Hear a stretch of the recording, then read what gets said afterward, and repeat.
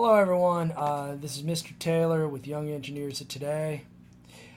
This is a recap of our Tinkercad second lesson.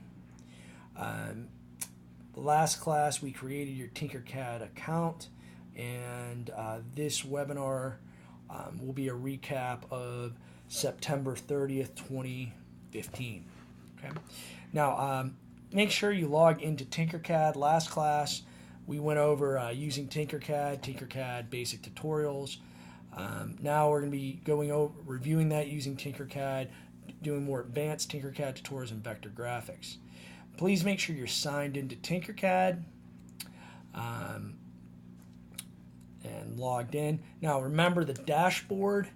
The dashboard is like your home page. Here you can create new projects. You can find your old projects. You can find your basic lessons. You can change your profile. You can search the gallery from here. You can go to learn and learn more lessons and search the community of Tinkercad. Now, our basic lessons that we did last time were the basic movement and camera controls, object interaction, inspector, and object manipulation. With regards to moving objects, you can move them along the grids. It's important that when you're moving objects that it stays snapped on that grid. You can use the arrow to raise or lower it, but if you put it at a negative, when it's on the grid, it's at 0 millimeters. Now, when you go below it, you can go negative millimeters.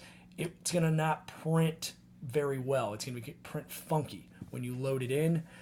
Also, if you have it off the grid, such as a positive number, we want to keep it at 0, whatever your foundation is on the grid, your work plan. Remember, moving the camera, use the arrows, the zoom in, zoom out. If you get zoomed in too far or zoomed too far out, please use the home button. That'll help you there.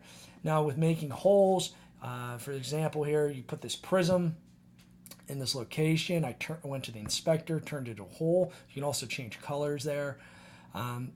As I made it a hole here, I'm going to highlight the whole object and then use my group feature, and then I'd group it and make it one object.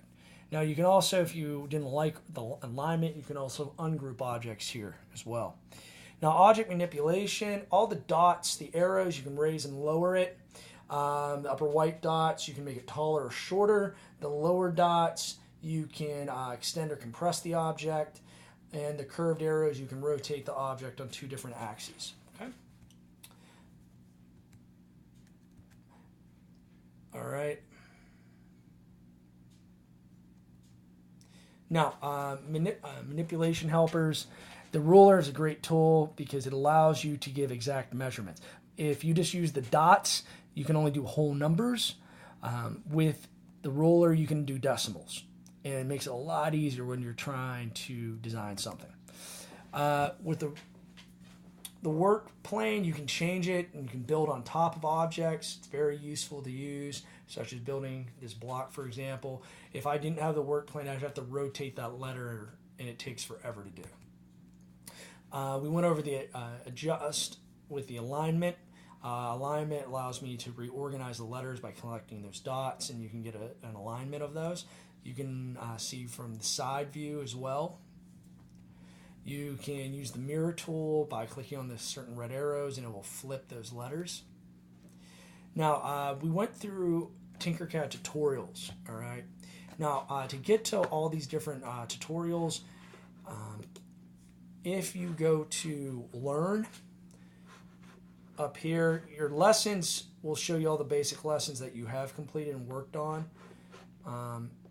And it'll give you suggestions. But if you go to Learn and scroll down, it'll show you all the different areas. What we want you to do here is that you're going to do practice tutorials. This is going to make you better at Tinkercad. It's going to develop your skills, and you want to do these the best you can. Not 90%, but try to get to 100% correct. All right, choose one from the basics. We did the first 4, so you're either going to choose the key ring or the die. And then go to accessories and choose either the Minecraft classes or the OK cufflinks. And then once again, choose one of the gadgets, choose one of the buttons, and choose one of the pieces of jewelry to complete. Then after that, go to miniatures, figures, choose a figure, and then we'll wrap up with home decor. Now, you're going to go and choose one from each of these. Over time, if you want to develop even more skills through practice, there are like 30 of these, or give or take. Do more on your own. All it's going to do is give you more practice and make you better at using Tinkercad. Now, we're going to go into vector graphics once you're done with the practice. So, what are vector graphics? Vector graphics are the representation of images based on mathematical expressions. These graphics are based on vectors known as path, which leads through locations known as points or nodes. Other image files like JPEGs, GIFs, and bitmaps are made up of grid pixels. These are often referred to as raster formats. Vector graphics are comprised of paths defined by start and end points with other points, curves, and angles along the way. Primitive, simple geometric shapes such as points, line, and curves and polygon are combined to represent larger, more complex shapes or diagrams, so you get layering. Okay? And they build and become more complex. Now, vector graphics, unlike other graphics, which will look blocky or pixelated when it's scaled, when you zoom in and magnify them, vector graphics can be resized without losing image quality because they're not built off of dots. Their edges will stay smooth and clean since there aren't a specific number of dots, but instead a series of defined and relative curves. This can be seen in the Scratch software. We've already experienced this awesome power of vector graphs in Scratch. Here's a vector versus a bitmap. You can see that the bitmap is very pixelated. You can see all the series of dots in one specific area. Vector graphics make ideal logos since they can be scaled from logos to billboards. In addition to how well they scale, vector graphics will typically take up less space than bitmap, meaning they make up less memory. So they are also commonly used in many animations. Now, let's say you need a duck graphic for a checker. You may want vector graphics so you can make many costumes.